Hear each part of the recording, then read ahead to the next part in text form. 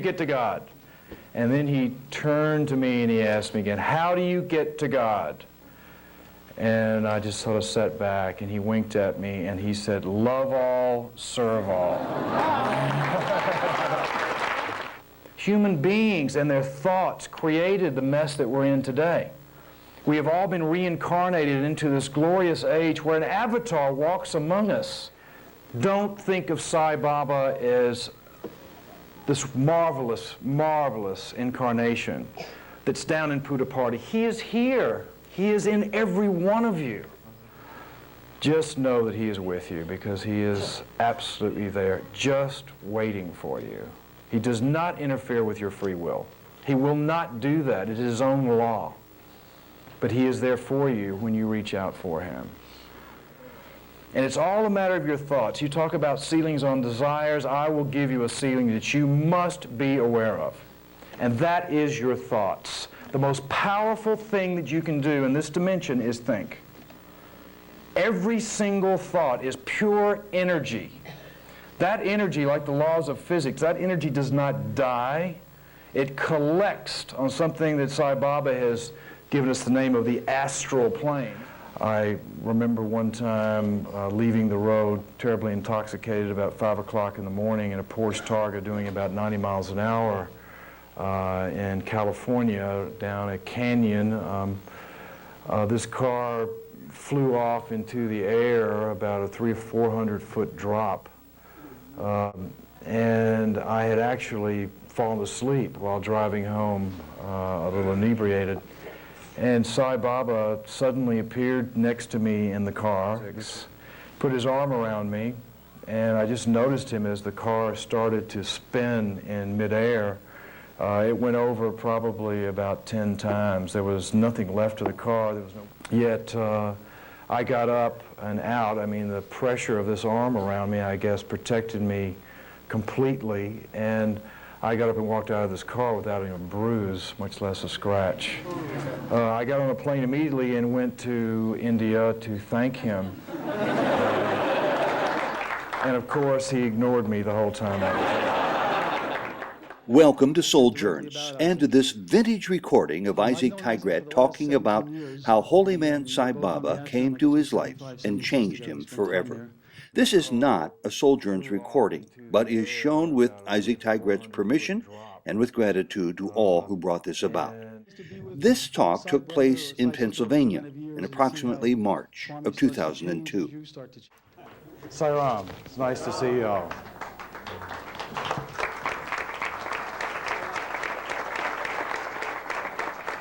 I really don't know what I'm going to say today. I just wrote a few things down here on my way out here. I must thank the Sai organization for being so kind to ask me to come and speak with you, and of course for Sai Baba allowing me to speak to you. It's a great thrill for me. I'm a little nervous. I'm not a public speaker. Sai Baba's been making me one, however. I was part of an organization called the Global Forum of Spiritual and Parliamentary Leaders for Human Survival. It sounds like a big name, but it's a group out of the United Nations that Swami had me working for, and we had quite a miraculous trip to Russia. The Dalai Lama is part of our group, and Mother Teresa. That was global broadcast of the whole thing. We were guests of Gorbachev and of the Supreme Soviet and the Soviet Academy of Sciences.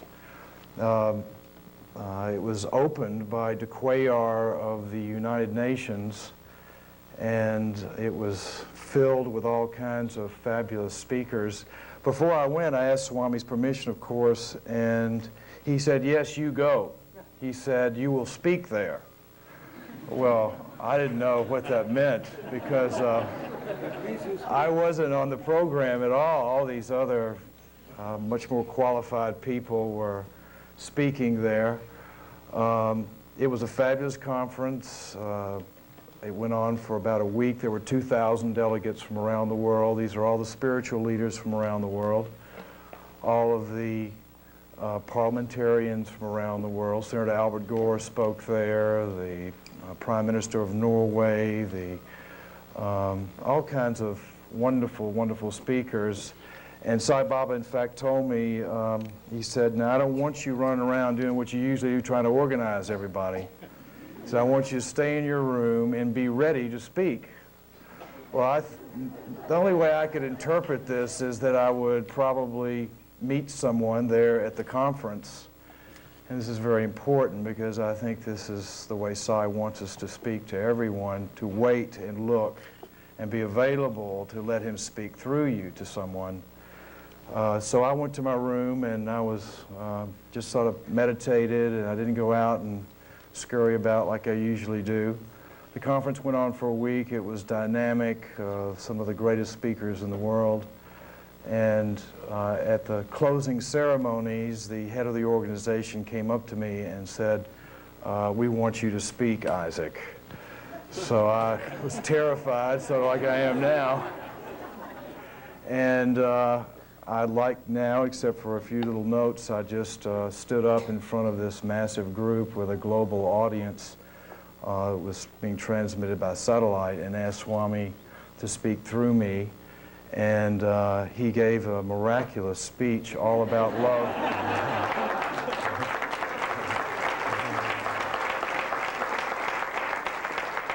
It was really funny. About a year later, I was blessed to be in his presence, and there were some other gentlemen there, and he spoke about the conference and told everybody about the conference and how he gave this discourse on love through me, and how nervous I was at the beginning, but better towards the end, so hopefully I'll do the same today. I want to thank Michael Hollander. I have to tell you, I've never been more terrified than the first time I met Michael Hollander. Sweet as he is. I was wearing black, and I do wear black on occasion. Obviously, this was the wrong occasion, and he came right up to me and scared the daylights out of me, and that was back in 1975, I guess, something like that. He's a very wonderful man, and he's a great Sai devotee, as we all know who have worked with him, and I feel blessed to know him. I thought ceiling on the desires is sort of funny because I've got all of them and there's no ceiling at all. And I guess what I thought I would do today is talk about, I guess, the only subject I know fairly well, which is myself, and sort of tell you my story. I'm from Jackson, Tennessee, which is a small country town between Nashville and Memphis, Tennessee. I was raised there until about the age of 15, and then I went to England. My mother and father were separated, and he went to England, had businesses there, and I was blessed to go there. I started a business when I was 19, which I call the Hard Rock Cafe. I was a devout devotee of Jimi Hendrix and Cream and Led Zeppelin and several other fellas, which I still am, actually. I think they're fantastic. And I started this business. The Lord blessed me with phenomenal success beyond my wildest dreams.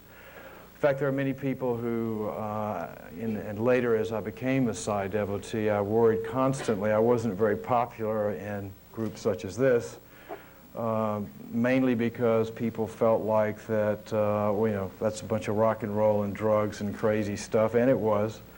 But, Sai is not going to be in a place like that, and he's certainly not going to be using someone like that. And I worried about it a great deal for many, many years. I can only tell you that subsequent to Sai being so wonderful and calling me in and now spending so much time with me, which I'm blessed to be able to do, he has told me that the Hard Rock Cafe was his, and which I knew.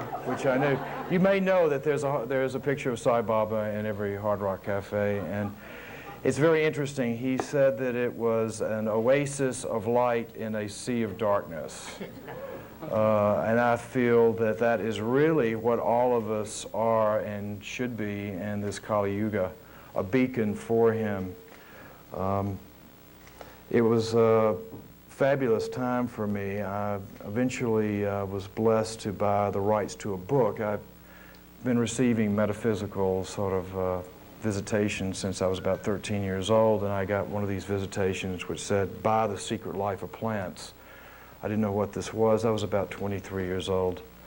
I picked up a Time Newsweek magazine and about 2 or 3 weeks later, and here in the book section, which I avidly read, there was a book that had come out about parapsychology and psychic phenomenon, whose name was The Secret Life of Plants by Christopher Bird and Peter Tompkins.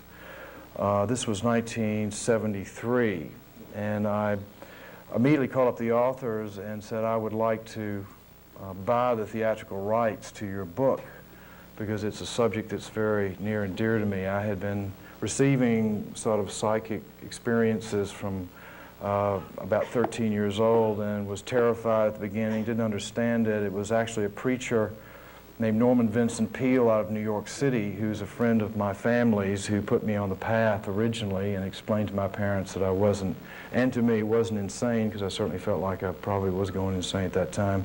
When things not of your own making come into your consciousness, it's difficult. Now I know that that's exactly where we all should really be. It was very interesting in that I bought the rights to this book. I called these authors, and the guy said, "Oh, Mr. Tigret, I can't believe that you want this. It's a complete failure, this book." Harper's and Row had published it. It had been their big Christmas book, and it had been received very poorly. In fact, the article I had read was very down on the whole subject of phenomenon. And I said, "I don't care. I know I'm supposed to buy that theatrical right from you," and I did for practically no money whatsoever over the telephone. 6 weeks later, it hit the New York Times bestseller list. It stayed there for 57 weeks.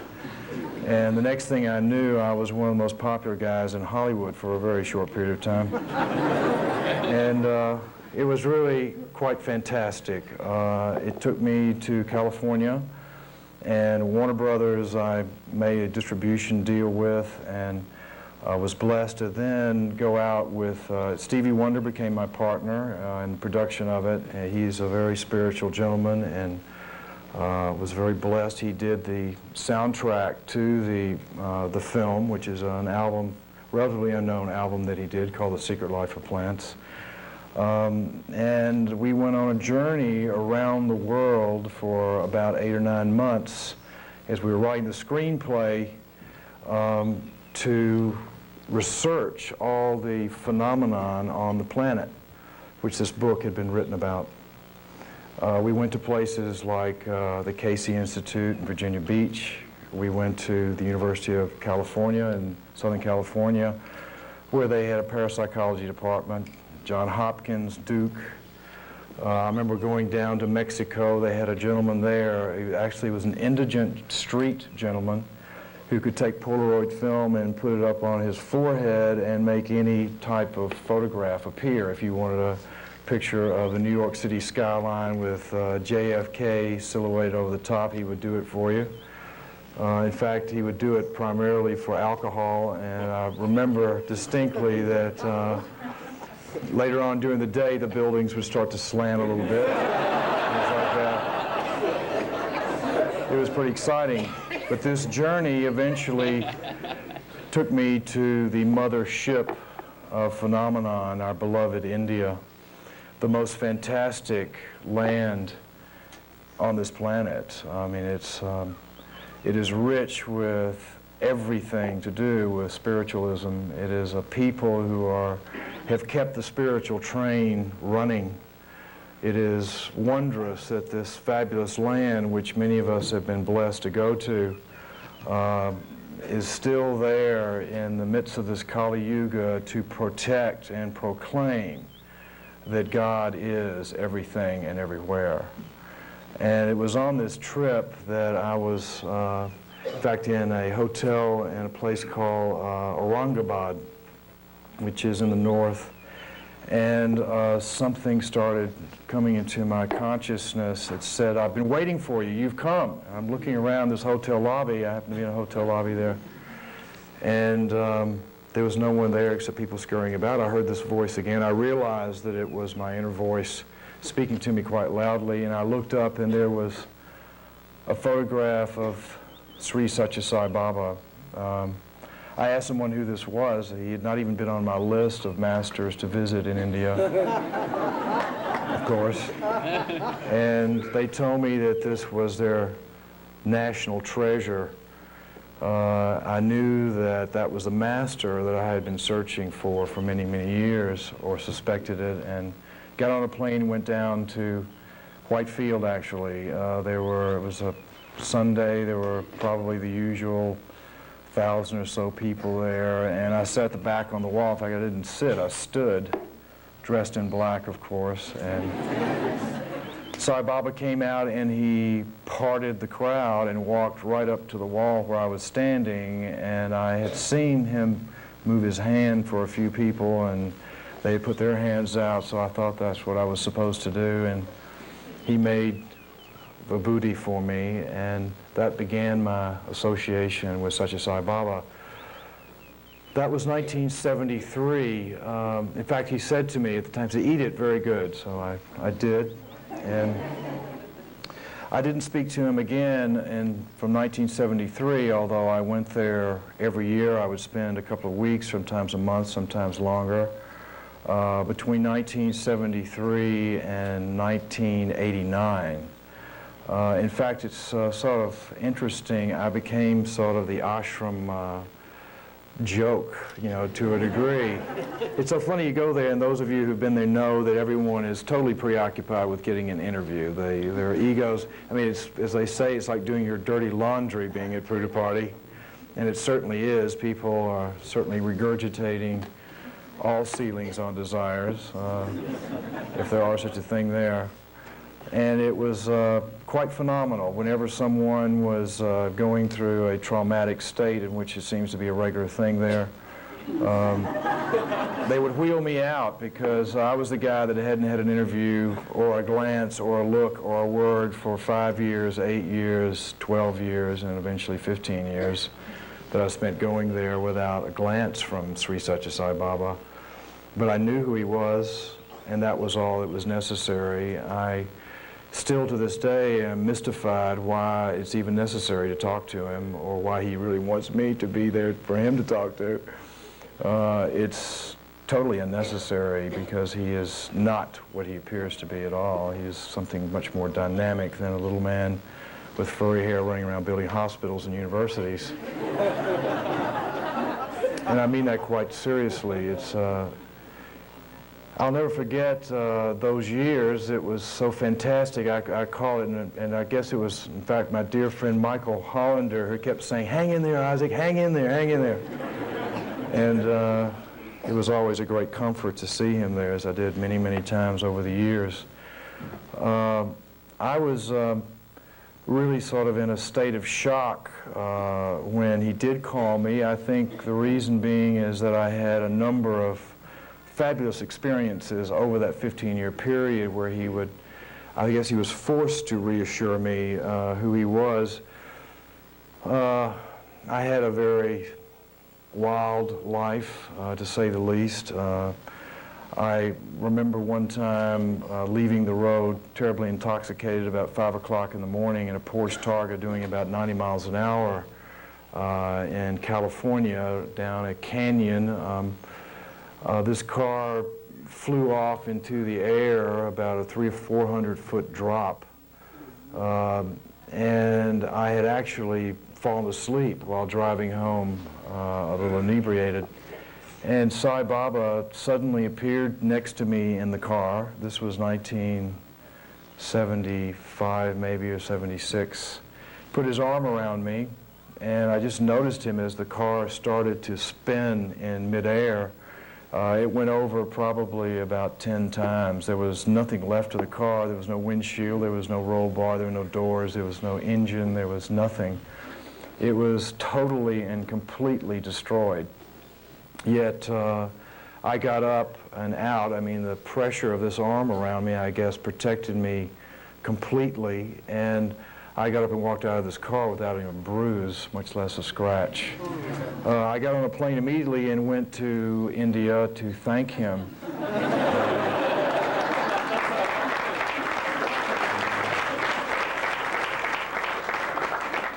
And of course, he ignored me the whole time I was there. Again, in 1977, I had an epileptic fit due to an intense drug overdose in a hotel room in Denver, Colorado, about 1 o'clock in the morning. I went into epilepsy. I lost all motor response. I fell to the floor. I swallowed my tongue. I choked to death. Just like you read about, my spirit came out of the top of my head. I was in a different state of consciousness, and I was looking down at my body. Something in that state of consciousness, which was one of total peace and wondrous, I will never forget it, said to me, your time is not now, call your guru's name. I called Sai Baba's name, and he appeared instantly in this room. He picked me up and put me on a bed. He pulled my tongue out. I'm watching this from above. He places his hand on my chest and pushes on my chest, and the spirit went right back into my body. I was back into the state of epilepsy at that point in time, and I don't know how much time passed, surely a number of minutes. And shortly afterwards, I was released from the hospital because it was drug-related, not an actual mental malady.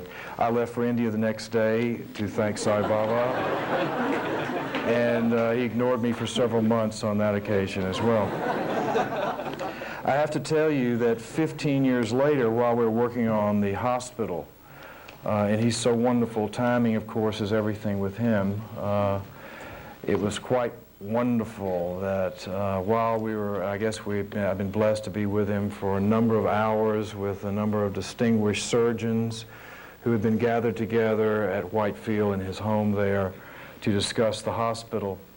And he got everyone's attention several hours into this meeting, and I was sitting next to him, and he said, "I saved this man's life 2 times, didn't I?" And this is 15 years later.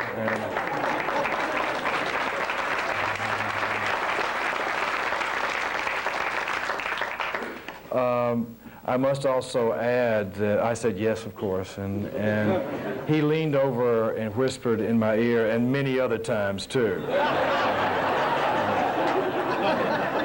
As you all know, Sai Baba is hilarious, absolutely. He is, he's quite a miracle to us all, but his humor is really something else. I have to tell you a little bit about something that's important to me. I told some folks about this, and they seemed to think it was important to them, so I thought I would repeat it today. I had a very unusual childhood, and that not unlike many other people who have suffered greatly in this life, probably due to things in a past life. But I really had a wonderful childhood until I was about 13 years old. At that time, I was playing with a little brother, and we got into a fight, and part of this bank collapsed, and he was suffocated. I dug him out, and he died in my arms. My parents blamed me for this death, and they also blamed each other at the same time. My parents never spoke again. My older brother, who had an extreme IQ, was affected by this. I blamed myself for this actually at the time, and the next thing I knew, he had become mentally ill. He had flipped out completely, and I spent a number of years in mental institutions with him. He wouldn't talk to anyone else but me. These were torturous years for me because I was in locked wards with many other people. He eventually took his own life. My mother and father never spoke again, and again I blame myself for this, as well as my second brother's death. My father sort of committed social and business suicide in that he allowed his business, which employed everyone in our town of Jackson, Tennessee to fail on purpose to punish himself. I also believe that this was my fault. He eventually left Jackson, Tennessee, and left my mother and ran off with a young lady to England. It took me many, many years to deal with this extreme sadness. It went on for so long. It was so painful. Not anything different than many of you have experienced, I'm sure. And I was preoccupied with all of these tragedies for many, many years and thought, oh, what a terrible life I have surely had. And on one occasion not long ago with Sai Baba, and I must say that this occasion changed my life, I asked him, or rather doing a situation together, he turned to me and said, Tigret, do you have any questions about anything that you'd like to know about? I will answer any question. And I said, yes, I would like to know why I was born into a family with so much tragedy and death and insanity and violence and all these things. And it went on for so many years and went on and on and on. Why was I born into a family like this? And he smiled and looked at me and he said, to soften your heart. And I can tell you now that suddenly I realized that I had been blessed to be born into that family and to have experienced those experiences. Because what little I am today, it has made me. And God knows I have a massive ego, and if I hadn't had those experiences, no telling what I'd be doing. But it's important, I think, for each of us to realize that the cards that we're dealt are given with great love and compassion. And it is simply your karma. We are, as Baba has said so many, many times before, the past is past, the future is uncertain, now is the time. You are making your future now. Whatever you put out comes back to you. It's a very simple formula in the spiritual world, just as it is in the laws of physics. I have to tell you about my first interview with such a Sai Baba because it was quite fantastic. I think it was in 1974, the first time I went to Puttaparthi, that on leaving the canteen, and by the way, I think the food there is fantastic, despite rumors that it's not so good, I noticed a little sign over the door, a little wooden sign. In fact, that sign is still there. It says, love all, serve all. So I thought, well, he's got me in this amazing, crazy world, in this crazy business, and it struck me so strongly that I said, this surely is the only thing that's important in life, and I'm going to put this into my business. So I went back. This one little message changed my whole life. I went back and I started preaching to my staff. It was in my heart anyway. I'd always felt it. That love all, serve all was it was why we're born. It's why we're here. There is no other thing to think about. And I adopted this expression for my business. In fact, in every Hard Rock Cafe throughout the world, you will find a sign that says love all, serve all. In fact, we put it on millions of T-shirts, 20 million matches and buttons and this and that and everything else.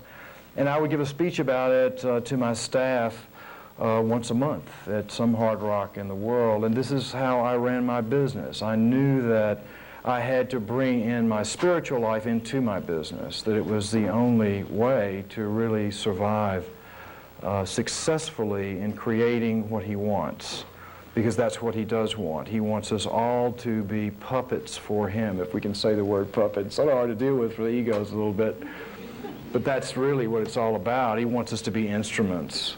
And I tried to become this instrument for him. I'm still obviously trying very hard. I have to say that love all, serve all became the motto of my staff and of all the people who admired what we were doing. Again, I always had this fear that I was doing something wrong. I mean, it seemed so crazy to be in such a crazy world that I was living in and have this divine master plus psychic experiences all the time plus whatever. It wasn't until my first interview that I really understood or got confirmation from him that he was behind the Hard Rock. I'll never forget when he said, "You, come in." I mean, after 15 years, I looked for the guy behind me, you know. I thought, surely that's who he's talking about. It can't be me. And it was quite wonderful. He called me in. It terrified the daylights out of me, of course, by doing so. And he sat me right down in front of him, and there were about 10 or 12 people there, and he said, "Where is God?" And I said, "Well, he's in my heart." He said, "No." He said, "God is everywhere. It's like a fish swimming through water. The water is above the fish, around the fish, below, and inside. You are a fish swimming through God." This has been one of the most wonderful, again, moments of my life, and I'm sure for those that were in the room, because we are swimming through God at this very moment. He is everywhere, and it is that consciousness which we're all trying to reach, not just intellectually, but to completely understand and merge with that consciousness. He then asked me, "How do you get to God?" I just missed the first question, so I wasn't about to answer another one. So I just sat back like this, and he asked another fellow chap there, said, "How do you get to God?" And he said nothing. He asked, "How do you get to God?" And then he turned to me and he asked me again, "How do you get to God?" And I just sort of sat back, and he winked at me and he said, "Love all, serve all."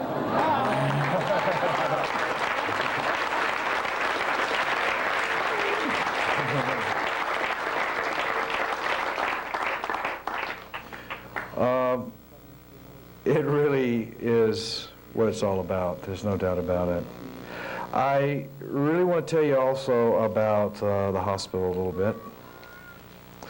I was very blessed that Sai Baba brought me forward, and I had told my staff and my folks, my brothers and sisters at the Hard Rock, of which there were some 3,000 or 4,000 of us all together around the world, that from the day that I actually started it, back in 1971, that this was going to serve mankind in some way. And one day, no one ever believed me. I don't think I believed myself. One day, something that this incredible success that we had had would somehow serve mankind. I used to say this on a monthly basis for many, many years. Swami brought someone just in the nick of time, because I was near death and exhaustion from expanding my business all over the world, who offered me too much money for it, and I considered this to be a sign from God, and sold the Hard Rock Cafes. It was a public company. It was on the London Stock Exchange and also the American Stock Exchange. And after, it was quite difficult to let it go, but after a lot of meditation, I kept getting signs that, yes, indeed, this is what I want you to do. I had already set up a foundation called the Rama Foundation many years before, and had put half of my stock into that foundation. That foundation received the benefits from half of the sale of the Hard Rock Cafe, which sold for Miraculous $108 million, I might say. Oh, goodness. In fact, I'll never forget, it just reminds me of something else. Swami, there was a big chubby lady that came in one day, and he was giving her a lecture about how to cook, and he gave her a whole lesson on how to cook. We sat there, how to boil the water, how to do the rice, how to do everything. He went on and on and on and on and on. And then, I don't know if you know this, he turned and he said, "Sai Baba weighs a perfect 108 pounds. I have always said this, since the age of 14, I have weighed 108 pounds, which is, I think, quite wonderful. It's very important numerology, too. There's so much mystery in this world, so much more going on than we're aware of. At any rate, I was blessed that Sai Baba, I went to him and I said, "Swami, I have this money." "Yeah, I know. You know, and he said, he said, "We're going to build a hospital." I said, "What do you want me to do with it?" He said, "We'll build a hospital." I said, "Great." I want to say one word about this Sai Baba and money business, because everybody says, "Oh, Sai doesn't take any money," and da-da-da-da. Sai needs nothing. He blessed me by allowing me to give him some money. He didn't ask for it. He arranged that he knew I was coming 15 lifetimes ago for that moment. The organization and how it runs is exactly the same way. He's opened over 200 schools around India. He has the university, the high school, many others. They support, I've seen the books in detail of how the Central Trust works. It works on donations. It works on donations from wealthy Sai devotees who give anonymously to the Central Trust and have for years and years and years. They went to him, he would say, we are going to build a school. Immediately someone comes from somewhere and says, here's the money for it. He says, great. Or he'll say, no, I have seen him 9 times out of 10 refuse because he knows it isn't correct. It's a phenomenon that is, for me as a businessman, has been incredible to watch and see how it works. It is something that no one should be frightened of or embarrassed by. I mean, you know, people say, oh, well, you can't be spiritual and have money. That's nonsense. You know, it's absolute nonsense. What you can't be is completely worship money and be involved in it. I got to the point, in fact, and I'm getting a little bit off the subject, but I tend to do that a little bit sometimes. I got to the point where, through meditation, I had reached a certain state of mind, and I realized that I had become detached from so many, many things, starting with my daughter, who I gave to Sai, and then my wife, and my material things I've never cared about particularly. And I went to him and I said, Swami, because you've also graced me with this ability to pull energy into my body through meditation, do you want me to just go off into a cave somewhere and do this meditation? And he said, in another period of history, that would have been correct. He said, but not now. He said, I want you in the world. I want you with these things, but I don't want you to be attached to them. I want you to stand next to them, but not be victimized by them. I want beacons of light in the world. The world must be purified in this age, this wonderful age that we're all blessed to have been born into, because the new age is upon us. And I'll speak more a little bit about what Sai has told me about that shortly. The hospital was a blessing to me in many, many, many different ways. He asked me to organize, the Rama Foundation to organize the architecture of the hospital. I was blessed to meet a Professor Keith Critchlow, who teaches at the Royal College of Art in London. And Professor Critchlow is the world's leading sacred architect. He knows all the ancient geometry. He's written many books, which I can't understand a single one of them, but he is an absolute amazing, amazing man. And Sai Baba put us together. I brought Keith down to see Sai Baba. And Sai Baba said, yes, this is the man who will do this hospital. It was based on ancient geometry. It was unique to watch the process of the hospital being built. The first thing that happened is Keith said, we must cleanse the land before Swami comes out to do his puja and so forth. And we asked Swami, Keith did, should we draw on the land itself this ancient mandala? And Sai Baba said, yes, you draw that mandala on the land. And Keith and I got into a car and went out to the land, and Keith, as we're driving, said, you know, I've only done this for some Tibetan lamas up in Sikkim who asked me to build a monastery up there, and the mandala doesn't work unless there's an eagle on the property or flying around overhead or something like that, because you have to do intonements and so forth as well. When we got out to the land, there were 5 eagles sitting on the ground right in the spot where we were to draw the mandala. We drew this mandala very carefully on the land. The eagles literally they didn't even get up. They just sort of stepped aside. It was quite a miraculous thing. Critchlow is a wonderful man and a great devotee of such a Sai Baba. The hospital was built before the medical planning was even done. It was a matter of form. It had to accept the human spirit. Swami wanted it this way. It was based on ancient numerology. It's quite fantastic. There were 108 played a primary degree in the setting of the land and the building and the dome. 33 played a great deal into the geometry, and because it's the 33 years that Christ was on the planet. the whole thing was formed first, and then we had to put whatever we wanted to inside.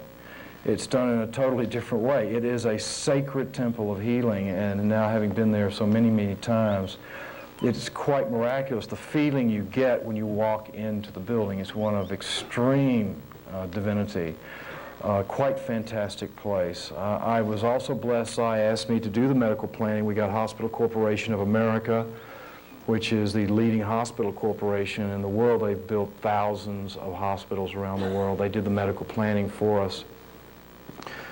He brought in some of the brightest minds in India and other countries also to take what the hospital corporation had done and tear it all to bits and start over again. And he made many, many changes himself. As he told me, he said, this is a prototype. This is an absolute prototype. And I thought, well, gosh, what does that mean? I haven't got a clue. He sent me shortly afterwards to the World Health Organization in Geneva. I went there and I met with a group of about 12 of their leading doctors there. When I put the plans out for them, they were outraged at the entire idea of this hospital.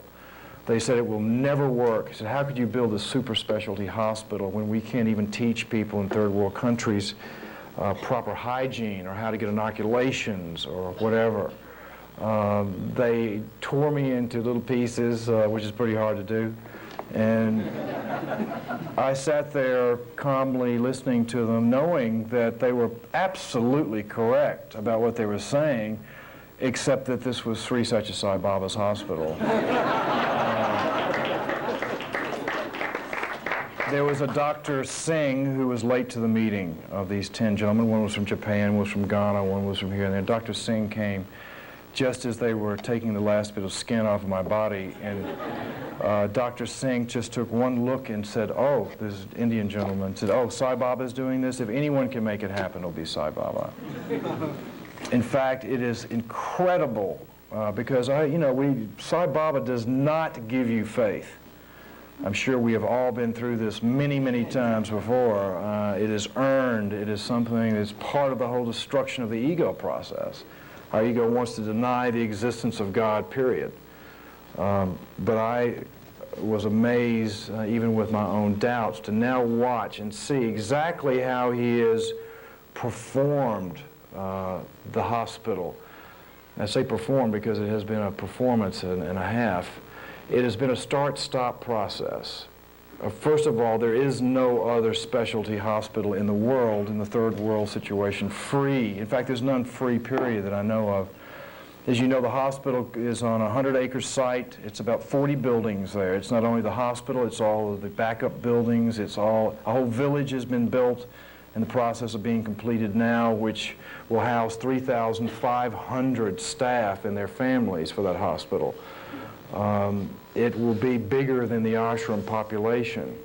It is also the Puttaparthi Hospital, which I am really excited about, because one of the things I've learned a lot about the hospital business, and certainly in this type of situation. The Puttaparthi Hospital has been almost tripled in size. They have been seeing on average 350 to 400 people a day. In fact, for every 2,000 or 3,000 people that they see in the general hospital, only one needs to go to the super specialty hospital.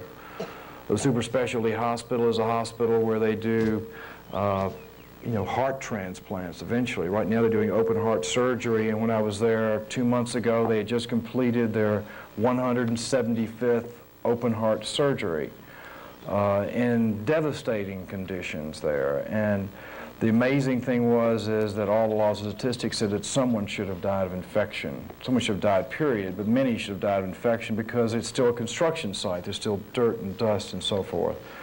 Not one patient has been lost. It's quite fantastic.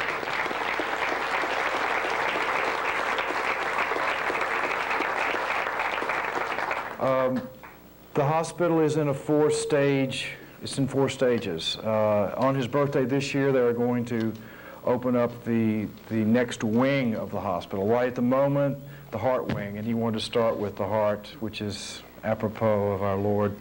The next will be the, I think, the urology department, and that will be followed by the other two departments, over the next 2 years. In fact, they want, as a birthday gift to Swami, to have their urology department going. It will be headed by Dr. Bhatt, who is the father of urology in India. If you ever get a chance to speak to him, he is a wonderful, amazing doctor who Swami has called there. Many people have said, well, what's the story? Can we work there? Can we do this? I think yes. The answer is in time that will happen. He has given it to the Indian community to start off, and I think it's absolutely the way it should be done as well. The way that he has done it, because the people at the World Health Organization said you'll be overrun, it'll be crazy there, is that they will operate for 2 or 3 weeks, and then they stop. He stops them. And this gives them a chance to go back and see what they're not doing right, to get all their administration together. It's a brilliant plan. And then he'll start up again. And they'll operate for a number of weeks, and then he will stop them. The wards are packed. I'd say 25% are children that have been operated on, who have holes in their hearts or whatever. It is truly a prototype, as such as Sai Baba has said that it is. And he told me it was a 1,000-year project, so that's very exciting.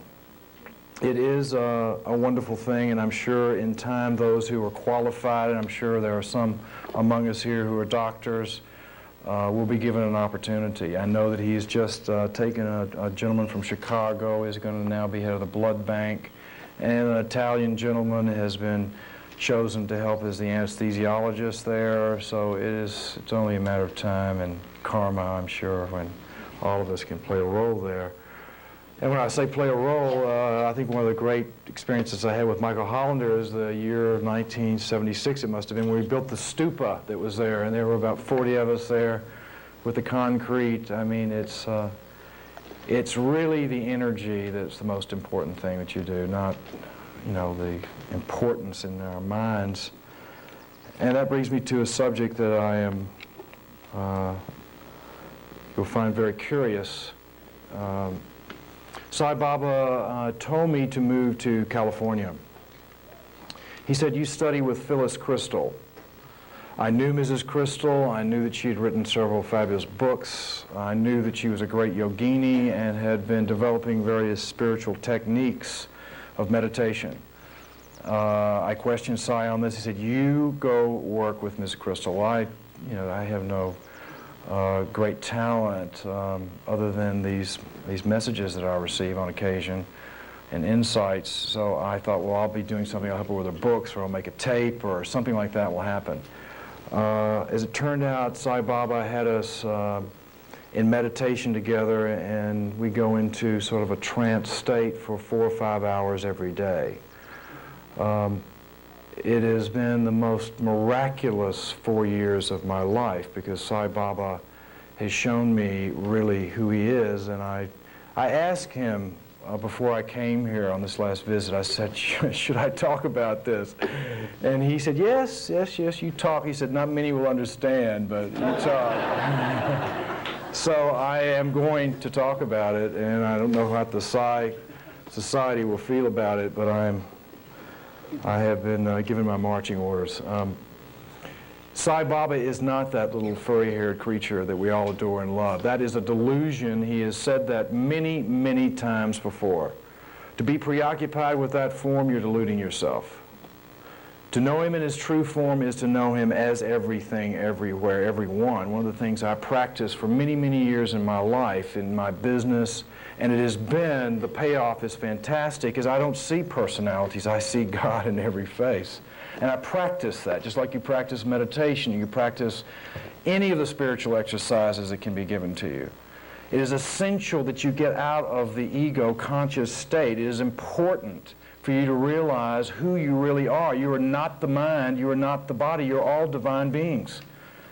There is no self-realization that's given to you. You already have it. It's just a matter of removing the veil, the ego.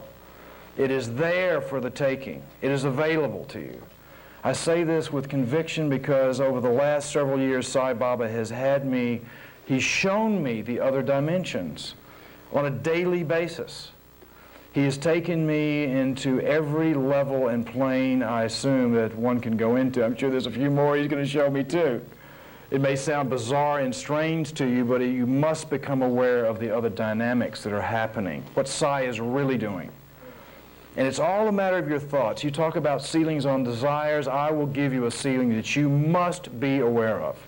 And that is your thoughts. The most powerful thing that you can do in this dimension is think. Every single thought is pure energy. That energy, like the laws of physics, that energy does not die. It collects on something that Sai Baba has given us the name of the astral plane. This is where all the trash is. This is where all the thoughts are. This is where all the thought forms are. This is where the Toltecs, the Aztecs, the other great civilizations, and when their priest class understood the powers, the ancient wisdom, and they created slave spirits. They're still there. The elementals are there. Things that there's a dimension that we interact with. And our thoughts are also on that dimension. There are negative thoughts and positive thoughts. The negative thoughts, lust, greed, anger, hatred, have collected on these other dimensions. It is the same as the positive thoughts, your worship, your love of God, and His many aspects, all the gods. That is collected into positive thought forms on the etheric dimension, as Sai Baba has asked us to call it. I can only tell you and give you an example of a thought form and something that Sai Baba is up to, and I'm sorry to sort of burden you with this craziness, but that's the way it is. Sai Baba took Mrs. Crystal and I up to a level he calls the tapestry level, of which he showed us the entire earth with the multi-dimensions layered on top of one another. He showed us the thought form over the country of Russia, thoughts that had collected into this massive, massive beast, really. It was like a big black cloud of tar with lots of energy and lightning and so forth going on into it. It was a very violent thing. He made us approach it very quietly. He even cloaked us in something. He said, this is the thought form that controls Russia. This was 4 years ago. He said, this thought form is made up of human thought, of the fear of extreme punishment, that these people have been suppressed with this fear for 1,000 years, long before the czars. He said, this thought form must be destroyed. He said, only human beings can destroy these things because human beings created them with their thoughts. He then calls these divine beings, and I can only tell you it's a blessing that he has shown me and this amazing heavenly host on a number of occasions. One came forward, brought some kind of sacred needles, is the only thing I can tell you about it. He said, this thing cannot be destroyed instantaneously. I'm going to show you what to do. He takes us around this thing, which covers the entire country of Russia, and we poke holes in it. He says, right there, and we push a hole into this thing. Then he takes us to another spot right there. This took about 6 hours of meditation in time, although there is no time on these other dimensions. We then went around this whole thing. I guess we put 150, 200 holes in it.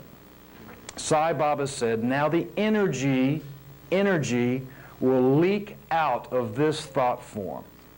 And as it does, the people will be freed. That was 4 years ago. The thing that I'm trying to make, and the point I'm trying to make to you, is that Sai Baba is God. He is dynamic. He's working on many, many dimensions simultaneously. He is doing everything to bring in the new age. He has told me we must destroy the negativity on the other dimensions as well as this one, because we're so closely connected. It would be useless to clean up the planet without cleaning up the other dimension, because we're affected by these things. And it would only get back in the same shape all over again. You know, he is absolutely amazing. He is cleaning up all the dimensions at once. He's working everywhere. So incredible. But he needs our help. Human beings and their thoughts created the mess that we're in today. We have all been reincarnated into this glorious age where an avatar walks among us. a full Puna avatar. He needs our help. We are his beacons. I mean, it's a blessing. All of us have come in contact with this divine being. He is bringing us along. In most cases, he's speeding up our karma. He needs our help. We created these problems. God cannot create negativity. It's impossible. He's pure love. Divine love, not like human love. Human love is contracting and grasping. Divine love is expanding. It's quite incredible. He has blessed me with showing me the feeling of that into a particular state of samadhi, which he blessed me with for a short period of time. To say, Tigret, that's what the goal is. Just to sort of tantalize me. He gets a kick out of it too, with all of us. But the point being, don't think of Sai Baba as this marvelous, marvelous incarnation that's down in Puttaparthi. He is here. He is in every one of you. He is waiting. He adores you. It's so very, very important. Again, I don't want to confuse anybody with the metaphysical aspects which Sai Baba has blessed me with, knowing, and just to maybe clear that up when you say, why this guy? You know, because I've been saying that myself for a long time. He has taken me back to a past life. He has shown me that I was a shaman master in an ancient culture and had the ancient wisdom. And then my ego got involved. It was so wonderful, I thought, well, I'll just fix everything. I'll just do this and do that. And I misused this knowledge and this power. And in the process, harmed many, many people. This life is an opportunity to make good that harm. Just as all of us are leading our own path, we have our own karma, just know that he is with you, because he is absolutely there, just waiting for you. He does not interfere with your free will. He will not do that. It is his own law. But he is there for you when you reach out for him. We are all truly blessed to be with him. I want to tell you one story that always tickles me. There was a group in to see him of Westerners, a group interview. And one fellow was from California and had a sort of a Navajo ring on with like a blue stone, a turquoise stone. It's quite fantastic. And Swami said, "Oh, can Swami have a ring?" And the guy said, "Sure." And he gave it to him. And there were about 10 or 15 people there, and he held the ring up and he said, "What is this?" "Swami, that's a Navajo ring made by Indians in Arizona, I believe, and it's a turquoise stone." "Very good," he said, "very good." Next person, "What is that?" "Swami, that is a silver ring with a blue stone." "Very good." All the way around the room. "What is this? What is this? What is this?" He then held it up and blew on the ring. Turned into a big gold ring with a ruby on the top. "What is this?" "Swami, that's a big gold ring with a ruby on the top." "Yes, very happy." "What is this?" "Swami, it's a gold ring with a red stone." "Very good." All the way around the room, very patiently as always. "What is this? What is this?" Then he stood up in front of the group and said, and I must get it verbatim, "Swami, very powerful, has the ability to change all the elements of the universe at will. But to change one of you Westerners, very difficult."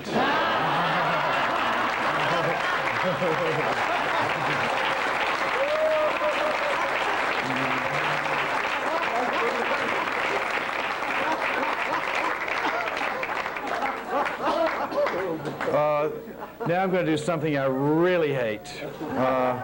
Swami asked me to sing, and I don't know how to sing. In fact, I sing off key, but I'm going to try. This is a little song that is very dear to me.